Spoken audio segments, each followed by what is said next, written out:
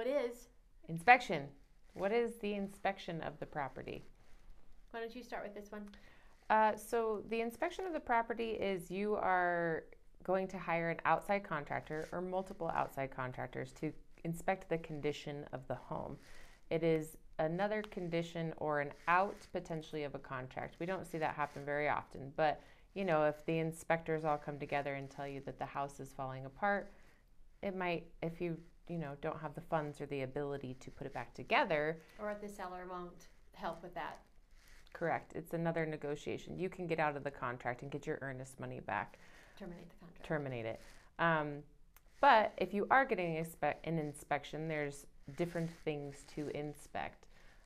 Most realtors have an inspector that they've used for a while and enjoy using that will inspect, the windows, the roof, the heating, everything.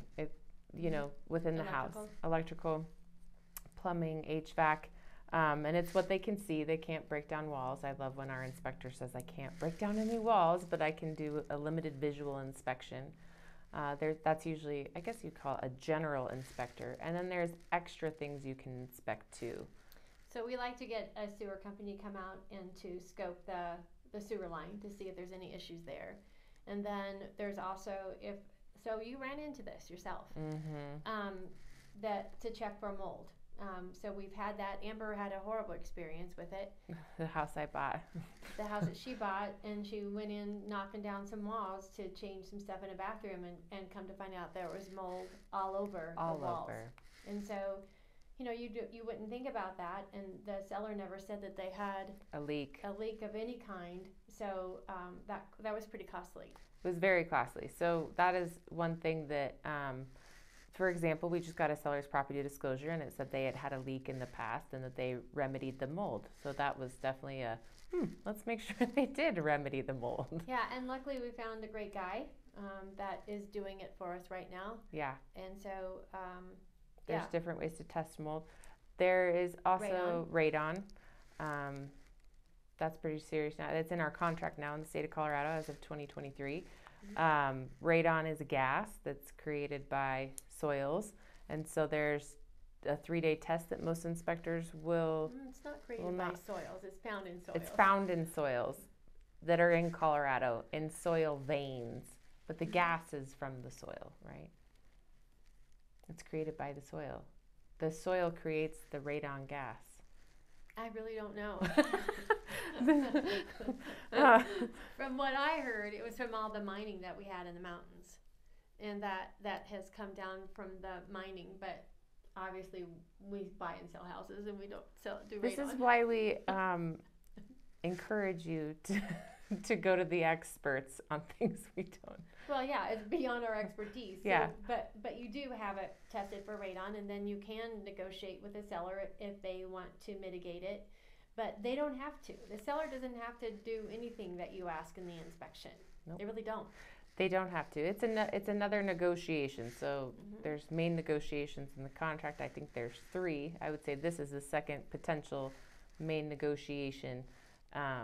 And we're seeing it's 2023, the end of 2023. We're seeing sellers that are willing to typically, they're negotiating more than we, saw a few years ago. Well, a lot of people during what we call the unicorn years, they didn't even do inspections, and our policy was no. As a buyer, you're going to have an inspection. We didn't care, and if you didn't get the house because other people chose not to get an inspection, then that was good, because there were a lot of complaints to the Division of Regulatory Agencies afterwards when that happened, because there were a lot of people that didn't get inspections, and they ran into very costly issues that they had to correct, and they would have found it if they would have done an inspection. So we highly encourage, and we just wouldn't let you not get an inspection, or we would make you sign a piece of paper that says Kim and Amber think this is a terrible idea and highly recommend you listen to us. We would. Yeah, those are we do have those papers sometimes, but so there's multiple things you can inspect. It's your choice on which items to inspect. Sometimes we will encourage you more than others. Oh, the structural too. You can also have a structural engineer, but typically what we do is with the inspector, when they're looking at the house, if they see or feel that there could be some issues with the foundation, then, or the structural part of it, then we would ask to have a structural engineer be able to come in. You can extend things. You can extend this if, as long as the seller agrees. But we really feel that whatever the cost is for you to do the inspections is better than buying the house and having then you get all those issues Fun that are going to cost surprises. you a lot more. So really, truly, the inspection's going to save you money in the long run, and we've seen it firsthand. One example that I was just talking with a past client about is back in the bank-owned days.